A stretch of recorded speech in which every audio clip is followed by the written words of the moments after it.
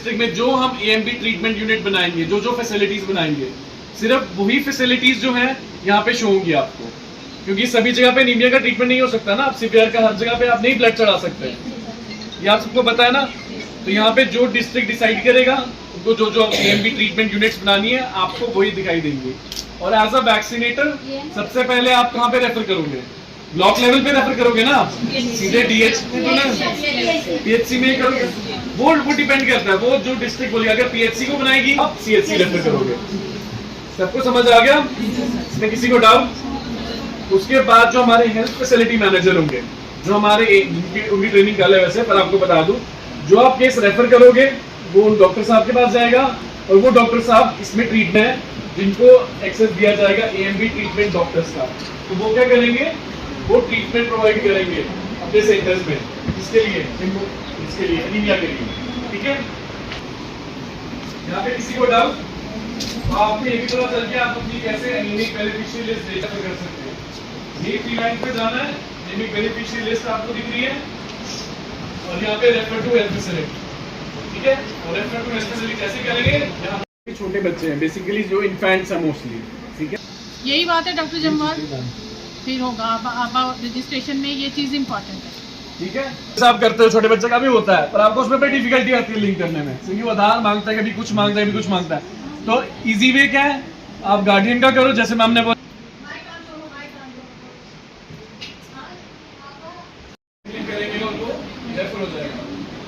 फिर वो पेशेंट को आपको मोटिवेट भी करना है कि आपका नीचे कब आया है उसको। ये आपने देखा जब आप एचपी करते हो तो नीचे आता है काउंसलिंग वाला ऑप्शन, सबने देखा है ना। जब आप एचपी करते हो नीचे काउंसलिंग वाला ऑप्शन आता है। तो वो काउंसलिंग क्या है? बेसिकली वो यही है कि भाई अनार खाना है आपको, भाई आपको।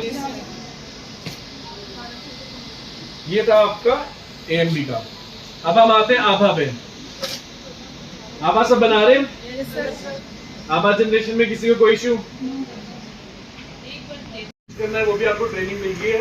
जिसको नहीं पता था नाम कहाँ से चेंज होता है, फुल नेम, स्पेलिंग, हर एक चीज बिल्कुल एग्जैक्ट होना चाहिए, तभी उठाएगा। क्योंकि आपका जो आभा है वो एबीडीएम पोर्टल है, वो आधार। जो प्रोग्राम यहाँ पे आज हमने डाक बंगलों में रखा है, जैसे आप देख सकते हैं, यहाँ पे हमारे डिस्ट्रिक्ट पुंछ के तीनों ब्लॉक्स के जितने भी हमारे यूविन ऑपरेटर्स हैं, वैक्सीनेटर्स हैं, वो सारे अवेलेबल हैं। यहाँ पे सब आए हुए हैं।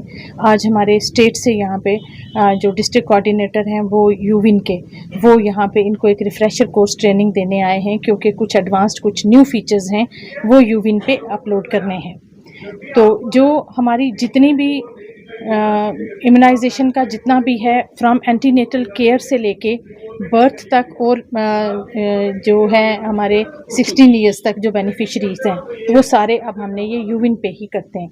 वैसे भी आपको पता होगा कि यूविन एक ऐसा पोर्टल है इम्यूनाइजेशन का कि जिसमें एक बच्चे को फ्रॉम बर्थ डोज, 0 डोज जिसको कहते हैं, उसके बाद वैक्सीनेशन की तमाम डोजेस और सारी अपडेशन जो है वो यूविन पोर्टल के ऊपर होती है।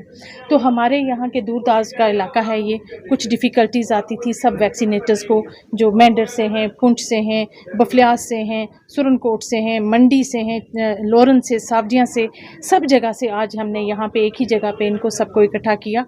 और हमारे जो ये कोऑर्डिनेटर थे, डिस्ट्रिक्ट कोऑर्डिनेटर हमारे स्टेट से, वो आए, उन्होंने आके ये ट्रेनिंग दी है। यहाँ पे ट्रेनिंग अभी चल रही है, और ये हमारे तमाम हेल्थ वर्कर्स के लिए ये बहुत ही एक बेनिफिशियल ट्रेनिंग है।